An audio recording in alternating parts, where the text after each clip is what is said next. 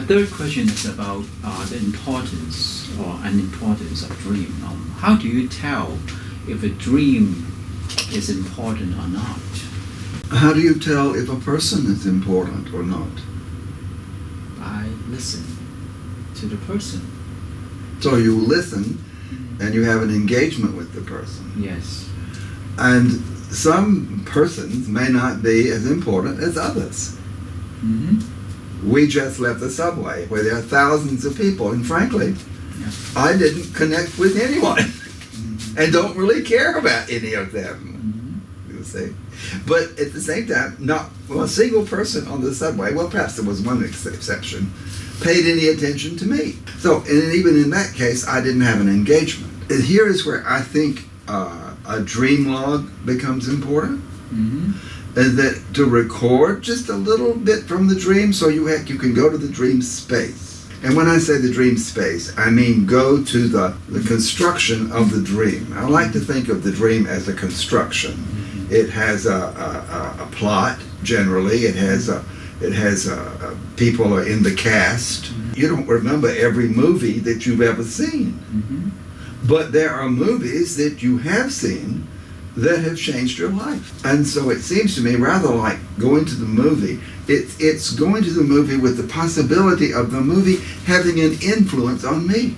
I know for a fact that my own mind has been changed by movies. But the point of it is that the imagery, the language of imagery in the dream is constructed so that I will be changed by it. Let me go back to your first metaphor about a dream is a stranger coming to change you. If that's so important, then why are some dreams that pass by us? We don't catch them. There are dreams that doesn't stay, and we don't feel we can do much exploration about it. Well, I think, like my subway analogy, I think we don't encounter everyone with the same intensity. And not everyone in my life has the same impact on me and my way of thinking as some others do. And so I think that's why a dream log is important. And so you can look back at the dream log and say, that was a dream, but it's not nearly so important as this one. And we're not in control of that. And so I think that the dreams that are really the big ones come when we need the kind of affirmation and encouragement that you're talking about. But they come when we need them.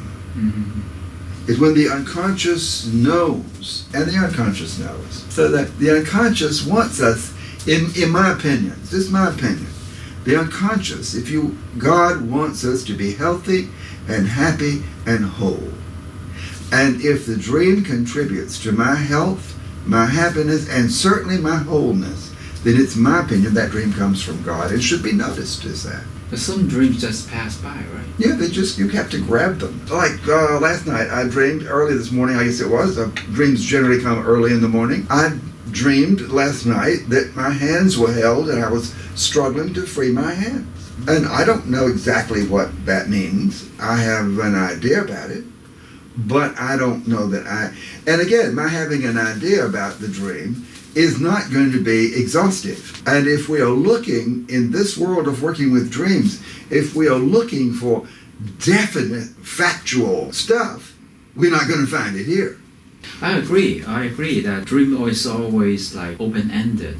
Yeah. Different possibilities open to us. And one way of working with dreams is simply to hear the dream and ask the client, ask the patient, ask the person to complete the dream. It's wonderful. It's like active imagination. It's like Jung's active imagination. Finish the dream. Yes. It seems unfinished to me. Yes.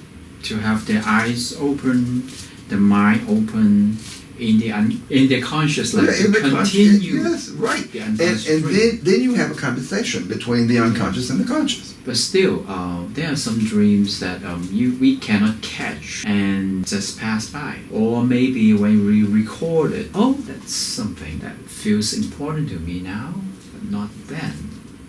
And again, I think that's another eloquent reason for keeping a dream log and a journal. You see, to keep a dream log is one thing. That is to record the dream, enough of the dream so that you can bring it together in your mind, a waking mind. That's one thing. And if one can have a journal associated with the dreams, then there is a regular ongoing conversation between the unconscious and the conscious. One very important thing for the church is, at least the Protestant, is the Bible. How they interpret the Bible affects their life, their practice. After so many years of analytic training and psychoanalytic practice, I would like to hear your approach to understanding the Bible nowadays.